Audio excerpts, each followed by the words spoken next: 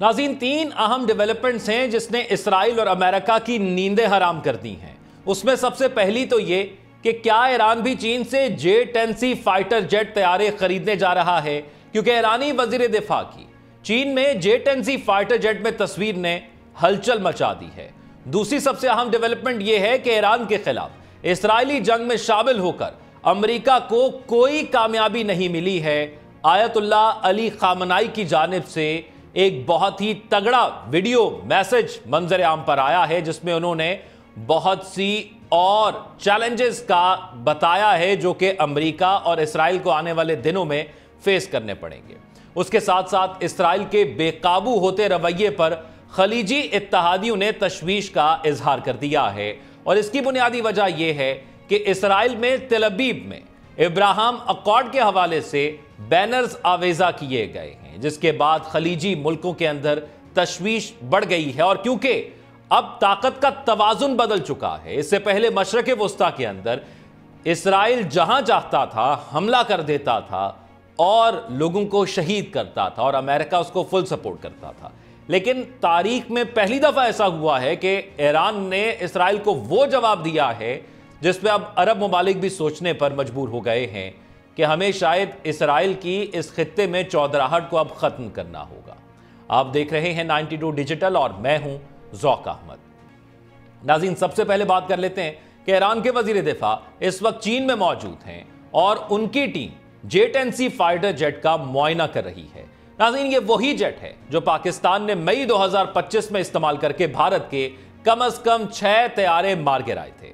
ایران جوہری مقامات پر امریکی حملوں کے بعد اپنے دفاعی نظام، خاص طور پر فضائی طاقت کو بڑھانا چاہتا ہے، اور اس حوالے سے یہ نئی ڈیولپمنٹ سامنے آ رہی ہے۔ ناظرین، سب سے پہلے بات کر لیتے ہیں کہ ایران کے وزیر دفاع اس وقت چین میں موجود ہیں۔ وہ اور ان کی ٹیم J-10C فائٹر جیٹ کا معائنہ کر رہی ہے۔ یہ وہی جیٹ ہے ناظرین جو پاکستان نے مئی 2025 میں استعمال کر کے بھارت کے کم از کم 6 طیارے مار گرائے تھے۔ ایران جوہری مقامات پر امریکی حملوں کے بعد اپنے دفاعی نظام، خاص طور پر فضائی طاقت کو بڑھانا چاہتا ہے۔ تہران اب چینی لڑاکا طیاروں اور فضائی دفاعی نظام کے لیے ایک بڑے معاہدے پر نظر رکھے ہوئے ہیں۔ امریکی صدر ٹرمپ نے آج ہی ایران پر طنز کیا اور کہا کہ ایران کو اب چین سے اپنی تجارت کو بحال کر لینا چاہیے، کیونکہ ایران کو اب پیسوں کی ضرورت ہوگی۔ ٹرمپ نے ساتھ ہی چین کو بھی مشورہ دے ڈالا تھا کہ اب چین چاہے تو ایران سے تیل خرید سکتا ہے۔ تو کیا ایران چین سے تیل کے بدلے فائٹر جیٹ طیارے، پائلٹس کی تربیت اور بڑے دفاعی معاہدے کرے گا؟ دفاعی خبروں اور عالمی تنازعات پر گہری نظر رکھنے والے ادارے کے سوشل اکاؤنٹ سے ایک تصویر جاری ہوئی ہے۔ اس تصویر کے جاری ہوتے ہی عالمی سطح پر ہلچل مچ گئی ہے، جس میں ایرانی وزیر دفاع کو J-10C فائٹر جیٹ کا معائنہ کرتے دیکھا گیا ہے۔ یہ سوال بھی کیا جا رہا ہے کہ کیا ایران بھی چین سے J-10C فائٹر طیارے خریدنے جا رہا ہے، جس کا جواب یقیناً ہاں میں ہے۔ واضح ہے کہ ایران اب اپنی فضائی طاقت کو تیزی سے دوبارہ منظم کرنے کی کوشش پر عمل پیرا ہے، کیونکہ حالیہ جنگ کے اندر آپ نے دیکھا ہوگا کہ ایران کی جو میزائل طاقت تھی وہ تو بھرپور تھی، لیکن ان کی جو ایئر سپیس کے اندر تمام تر صورتحال کو دیکھتے ہوئے اسرائیلی جیٹ آ رہے تھے یا جب امریکن جیٹ آئے تو اس میں ایران جو ہے ان کو بھرپور جواب دینے میں ناکام رہا ہے۔ جبکہ دوسری جانب ناظرین، ایرانی سپریم لیڈر آیت اللہ خامنائی نے کہا ہے کہ ایران کے خلاف اسرائیلی جنگ میں شامل ہو کر امریکہ کو کوئی کامیابی نہیں ملی۔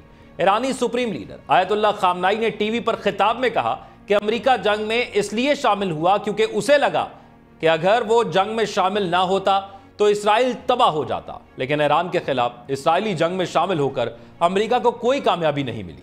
امریکہ نے ہماری جوہری تنصیبات کو نشانہ بنایا، لیکن وہ کچھ زیادہ حاصل نہیں کر سکا۔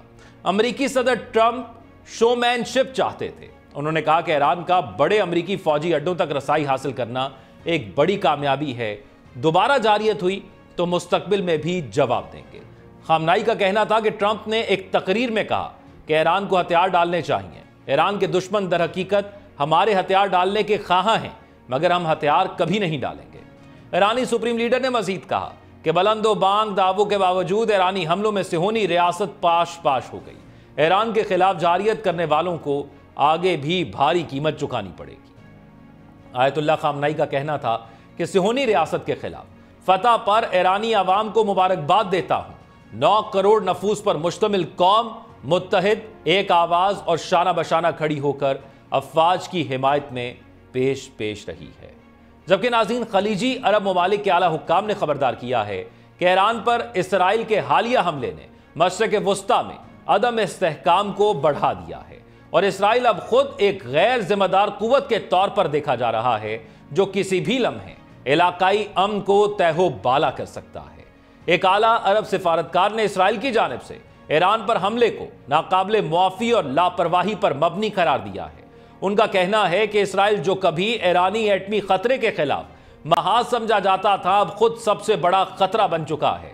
برطانوی جریدے دی ٹیلی گراف میں شائع ایک رپورٹ کے مطابق خلیجی ممالک کے نمائندوں کا کہنا ہے کہ اگرچہ ایران کے ایٹمی پروگرام کو تباہ کرنے کی اسرائیلی کوششیں بعض حلقوں میں قابل ستائش سمجھی گئیں، لیکن اسرائیلی وزیر اعظم نیتن یاہو کی بے لگام عسکری حکمت عملی خطے کے لیے باعث تشویش ہے۔ ایک خلیجی اہلکار نے نام ظاہر نہ کرنے کی شرط پر دی ٹیلی گراف کو بتایا کہ نیتن یاہو کو اب کوئی روکنے والا نہیں رہا۔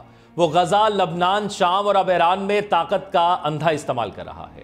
اسرائیل کے بڑھتے ہوئے عسکری عزائم نے ابراہم معاہدوں کی کامیابی کو بھی خطرے میں ڈال دیا ہے۔ ان معاہدوں کے تحت متحدہ عرب امارات، بحرین، مراکش اور سوڈان اسرائیل سے تعلقات معمول پر لائے تھے، لیکن اب خطے میں اسرائیل کا رویہ انہی ممالک میں بے چینی کا سبب بن رہا ہے۔ سعودی عرب جو کبھی اس اتحاد کا ممکنہ رکن سمجھا جاتا تھا، واضح طور پر اسرائیلی کارروائیوں کی مذمت کر رہا ہے۔ ایرانی جوہری تنصیبات پر اسرائیلی حملے کے بعد سعودی وزارت خارجہ نے اسے برادرانہ اسلامی جمہوریہ ایران پر کھلی جارحیت قرار دیا۔ عمانی وزیر خارجہ نے بھی اس حملے کو غیر قانونی اور ناقابل جواز قرار دیا۔ دبئی میں قائم تحقیقاتی ادارے کے سربراہ محمد بہارون کے مطابق اسرائیل اب کسی بھی ملک پر حملہ کرنے کی صلاحیت رکھتا ہے۔ اب بھی یہ طاقت اگر بے قابو ہو جائے تو خطے اور عالمی نظام دونوں کے لیے خطرناک ہو سکتی ہے۔ انہوں نے قطر کی مثال دیتے ہوئے کہا چونکہ وہاں حماس کا سیاسی دفتر موجود ہے، اس لیے اسرائیل اسے بھی نشانہ بنا سکتا ہے، اور یہاں تک کہ ایران کے ساتھ قطر کے مشترکہ گیس فیلڈز کو بھی خطرہ لاحق ہو سکتا ہے۔ تجزیہ کار یاسمین فاروق کے مطابق سعودی عرب اب فوجی محاذ آرائی سے گریز کر رہا ہے، کیونکہ ولی عہد محمد بن سلمان کی ویژن 2030 پالیسی کے تحت تمام توجہ اقتصادی ترقی پر مرکوز ہے۔ انہوں نے کہا کہ اب سعودی عرب نہ تو ایران پر فوجی حملے کے حق میں ہے، نہ ہی کسی نظام کی تبدیلی کی حمایت کرتا ہے۔ واضح ہے کہ چین کی ثالثی سے 2023 میں ایران اور سعودی عرب کے درمیان سفارتی تعلقات کی بحالی بھی اسی پالیسی کا حصہ تھی۔ رپورٹ میں بتایا گیا ہے کہ اسرائیل کی کارروائیوں کے بعد خلیجی ریاستوں میں اضطراب بڑھ رہا ہے۔ ایک طرف ایران کے حوثی، باغی اور عراقی ملیشیوں کی کمزور ہوتی قوت، دوسری طرف اسرائیل کی بے روک طاقت خلیجی ممالک کو ایک مشکل صورتحال میں ڈال رہی ہے۔ واشنگٹن میں مڈل ایسٹ انسٹیٹیوٹ کے ماہر ڈینیل بینیامین کے مطابق مشرق وسطیٰ کا نیا اسپارٹا اب اسرائیل ہے، جسے امریکہ کی مکمل پشت پناہی حاصل ہے۔ مڈل ایسٹ انویسٹیگیشن واشنگٹن سے وابستہ اور سابق امریکی محکمہ خارجہ میں خلیجی امور کے ماہر ڈینیل بینیامین کہتے ہیں کہ وہ ممالک جنہوں نے اسرائیل کے ساتھ تعلقات قائم کیے، شاید اس بات سے کچھ حد تک اطمینان محسوس کرتے ہیں کہ ان کے ساتھ ایک طاقتور اتحادی موجود ہے۔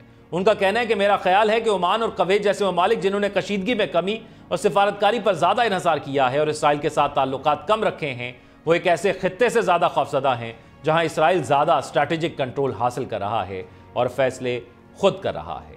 اور اسی تناظر میں اب یہ تمام ممالک یہ سوچنے پر مجبور ہو گئے ہیں کہ کیونکہ آپ جب دیکھتے ہیں کہ ان کی امریکہ کے ساتھ جو اسلحہ خریدنے کی تجارت ہے وہ کس حد تک زیادہ ہے اور ان کو عمومی طور پر کسی سے خطرہ بھی لاحق نہیں ہے، تو امریکہ کے ساتھ تعلقات کو ایک بیلنس سطح پر رکھنے کے لیے یہ امریکہ کے ساتھ اتنی خریداری کرتے ہیں اسلحے کی شکل میں، اور پھر امریکہ کے اندر انویسٹمنٹ بھی کرتے ہیں۔ لیکن اب جب طاقت کا توازن تبدیل ہوا اور پہلی دفعہ اسرائیل کو کسی ایسے ملک نے جواب دیا جس کے بارے میں یہ تصور نہیں کیا جا رہا تھا، کیونکہ وہ دہائیوں سے پابندیوں کے اندر جی رہا ہے اور وہ ملک ایران ہے، اس نے ایسا بھرپور جواب دیا، نہ صرف اسرائیل کو بلکہ قطر میں امریکی اڈے کو بھی نشانہ بنایا، تو اس کے بعد بہت سے سوالات مشرق وسطیٰ کے اندر، خلیجی ممالک کے اندر اٹھ رہے ہیں، اور ان سوالات کی وجہ سے اب یہ سوچا جا رہا ہے کہ آیا جن ملکوں نے اسرائیل کے ساتھ اپنے تعلقات بہتر کیے تھے ان کو ختم کرنے کا وقت آ گیا ہے، کیونکہ اگر اسرائیل کوئی جواز بنا کر ایران پر حملہ کر سکتا ہے تو وہ کسی بھی اور ملک پر بھی جواز بنا کر حملہ کر سکتا ہے، اور وہ آلریڈی وہاں پر 3 مسلم ممالک کے اندر حملے کر رہا ہے، اور اگر یہ حملوں کی شدت بڑھتی ہے اور کسی بھی ایسی بنیاد کو کہ کوئی شخصیت کسی اور عرب ملک کے اندر موجود ہے جس کے ساتھ اسرائیل کے تعلقات اچھے ہیں، یا کوئی دفتر وہاں پر موجود ہے، اسی چیز کو بنیاد بنا کر وہ حملہ کر دیتا ہے، تو پھر آیا ان کی جو صدیوں کی یا دہائیوں کی انویسٹمنٹ امریکہ کے ساتھ ہے، ایک تو وہ ختم ہوگی، دوسرا جو امریکہ کے ساتھ ان کے اچھے تعلقات ہیں وہ ایک ایسی پوزیشن پر آ جائیں گے جہاں پر وہ ختم ہوتے ہوئے دکھائی دیں گے، کیونکہ اس سچویشن میں بھی امریکہ پھر اسرائیل کو ہی سپورٹ کرے گا۔ اور امریکہ نے اس میں فیس سیونگ اختیار کی ہے۔ امریکہ نے پوری دنیا کو باور کرانے کی کوشش کی ہے کہ ہم سپر پاور ہیں، اور امریکہ یہی چاہتا تھا کہ وہ ایک پوائنٹ پوری دنیا کے اندر ڈونلڈ ٹرمپ بتائیں کہ امریکہ کیا کر سکتا ہے۔ اب امریکہ کے اندر خود بحث شروع ہو گئی ہے اس حوالے سے کہ آیا امریکہ نے جو حملہ کیا ہے کیا وہ کامیاب ہوا بھی ہے یا نہیں۔ اسی حوالے سے آج پینٹاگون کے سربراہان کی جانب سے اور امریکہ کے اعلیٰ عہدیداروں کی جانب سے ایک پریس کانفرنس کی گئی اور بتایا گیا کہ ان کے اپنے ملک کے میڈیا کے نمائندے جھوٹ بول رہے ہیں، لیکن جو کچھ اس پریس کانفرنس میں دکھایا گیا، جو کچھ اس پریس کانفرنس میں بتایا گیا، وہ مفروضوں پر مبنی تھا۔ یعنی فرض کریں کہ ایک انہوں نے B-2 جہاز بنایا ہوا ہے، وہ کیا کچھ کر سکتا ہے یہ تو ہمیں معلوم ہے، انہوں نے اس پریس کانفرنس میں یہی بتایا کہ وہ کیا کچھ کر سکتا ہے، اور اسی کے بنیاد پر وہ کہتے ہیں کہ کیونکہ یہ کچھ کر سکتا تھا اس لیے ہم یہ سمجھتے ہیں کہ ایران پر جب ہم نے حملہ کیا تو ہم نے اپنا ٹارگٹ اچیو کر لیا۔ لیکن آخر وہ ٹارگٹ اچیو ہوا تو وہ نظر کیوں نہیں آیا؟